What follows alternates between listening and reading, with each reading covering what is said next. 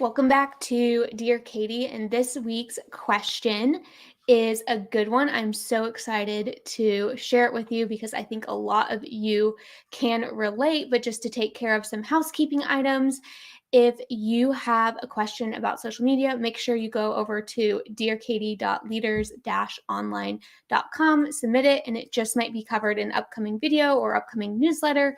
And to make sure that you stay up to date on Dear Katie, make sure that you're subscribed at leaders-online.com/blog.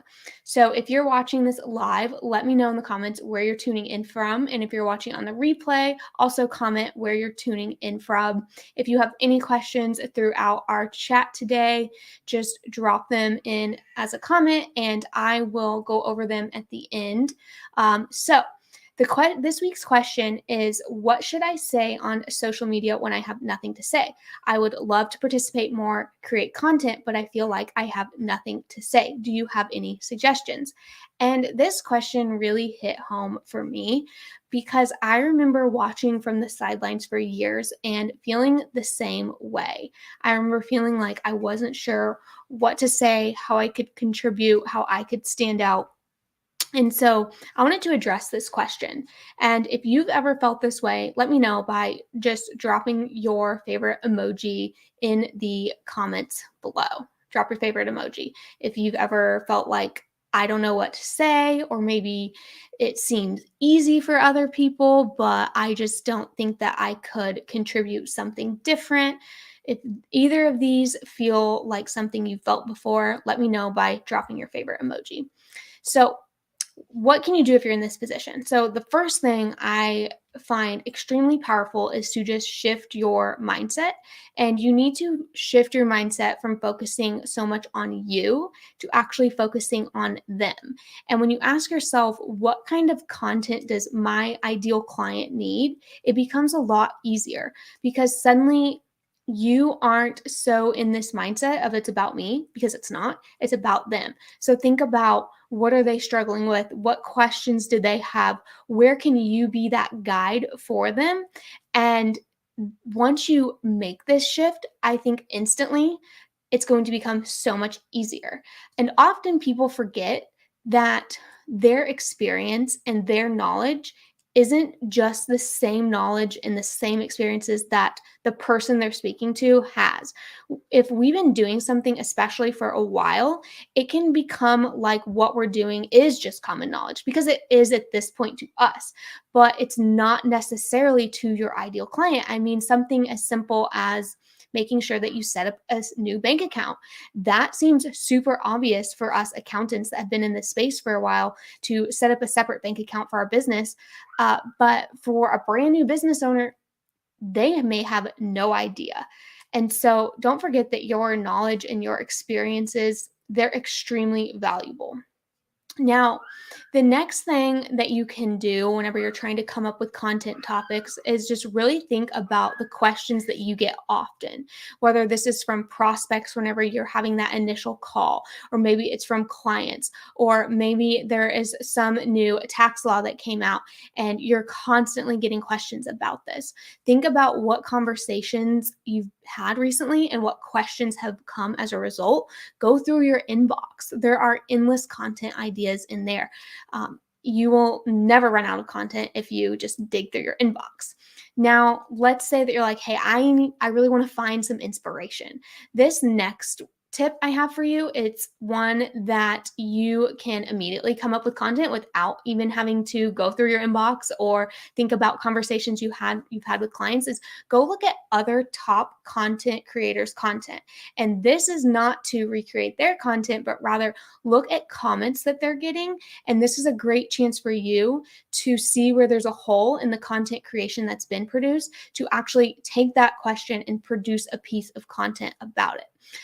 You can also go on to like news outlets and see what they're publishing about, what topics they're finding trending, and then create content around similar topics. So in the accounting industry, go to CPA Practice Advisor, go to Accounting Today, see what they're posting content about, and maybe you can get some ideas and inspiration from those news outlets. Now, this next one I find super fun when it comes to coming up with content ideas, even creating content, is to do a collaboration. So, who could you collaborate with on content to make things fun, easy, and create a lot of value? For example, let's say that you work with law firms. Could you collaborate with someone who is a coach for law firms to create a piece of content or a series around how law firms can grow with greater ease? This way, you, one, have someone holding you accountable for creating content. Two, you have someone helping you strategize on the content that you're creating because you'll probably work together on what this deliverable, this piece of content or this series of content, it's going to turn out like. And then three, you have a new audience that you're reaching because hopefully they're also sharing that content with their audience. So there's a bunch of benefits when it comes to creating content with others, collaborating on content. Now, this next one is a great idea for creating content that needs some more explanation. So, in this case, you could do a demo. Think about if you help people with creating cash flow forecasts. Could you take me and record your screen, take me as a viewer of your content through that experience? So, you could use dummy data, actually go through your process of how you create cash flow forecasts and record your screen. And now you have a piece of content that me as a viewer, I can get an inside look, not only into how you can help me, but what that experience is actually going to be like. That can be super powerful and easy to create content for you. Now, this last point that I want to bring up that can make content creation really easy is to focus on documenting, not creating. And I first heard this concept from Gary Vee. I don't know if he's the one that initially came up with it, but for me, that's where I got the concept from.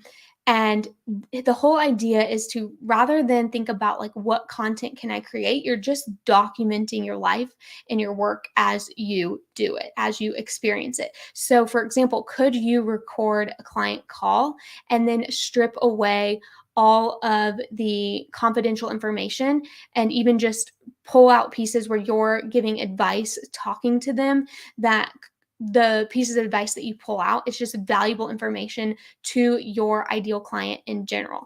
This way, you aren't thinking about what to create. You're just pulling from things that already happened. You're recording them and pulling out pieces that could be valuable. This can be a great way to create content. And once again, you never have to even think about what do I want to say. So to recap, you need to have a mindset shift. You need to stop thinking about what can I create and rather shift to what do they need. So when you focus on them, things become a lot easier. You also need to recognize that your experience and your expertise, that's unique and that's extremely valuable. What may seem simple to you because you're an expert, you've been doing it a while, it's not so simple to everyone else. The next thing is, if you want to look for inspiration, consider looking at other content creators' content, not to recreate their content, but to see what holes are missing and where you can create content to fill in those gaps. And another thing that we talked about is doing collaborations. So are there other content creators that you could team up with to create a piece of content or a series of content that would deliver a lot of value to your audience and their audience? The next thing we talked about was to do demos. So demo some of your processes, let people really experience what it would be like to work with you. You can also then follow the approach of document, don't create. And that was where you just record what you're doing in real time and pull out valuable pieces of information. And then finally, something we didn't talk about but something you can do is to actually just pull your audience and ask what they want. So that's what I've been doing with this Dear Katie series, is I actually ask people, hey, if you have a question, leave it. Whether they send me a DM, they leave it as a comment, or they actually fill out the form at dearkatie.leaders-online.com. And I take those questions and I create content from it. So I'm not guessing what my audience wants. They're telling me. All of these work extremely well, whether you use one or all of them. I hope you find them helpful. So if you do have a question, about social media or marketing in general, make sure that you head over to Dear Katie at leaders-online.com and leave it there. And if you enjoyed this session and you want to make sure that you never miss out on Dear Katie advice, you want it delivered right to your inbox, then make sure you're subscribed at leaders-online.com/blog.